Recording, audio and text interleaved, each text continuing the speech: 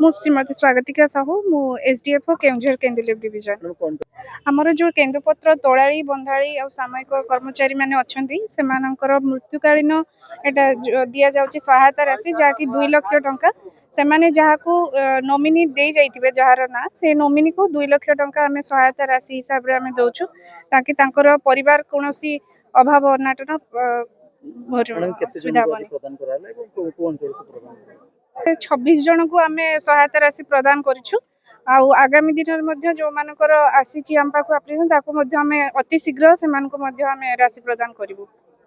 କେନ୍ଦୁପତ୍ର ତୋଳାଳି ମାନଙ୍କର ଅନେକ ସମସ୍ୟା ଥିଲା ଓ ତାଙ୍କର କିଭଳି ଭାବରେ ଉପାର୍ଜନ ବଢ଼ିବ ସେଥିପାଇଁ ଅନେକ ବ୍ୟବସ୍ଥା କରିଛନ୍ତି।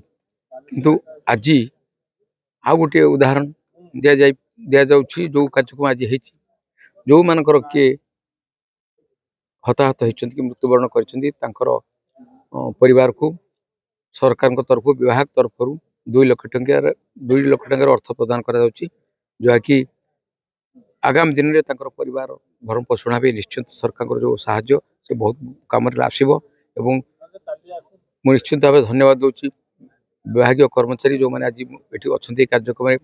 ଏସିଓଫ 2 ଜଣ ଅଛନ୍ତି, ତାଙ୍କର ଅଲଗା ସରକାରୀ କର୍ମଚାରୀ ଅଛନ୍ତି, ଏଠି ଆପଣମାନେ ବି ଏଠି ଅଛନ୍ତି ଏବଂ ସମସ୍ତେ ଆସିଥିବେ ଯେଉଁମାନେ କେନ୍ଦୁପତ୍ର ତୋଳାଳିରେ ନିଯୁକ୍ତି ଅଛି କାମ କରୁଛନ୍ତି ସେମାନେ ଏଠି ଉପସ୍ଥିତ ଅଛନ୍ତି।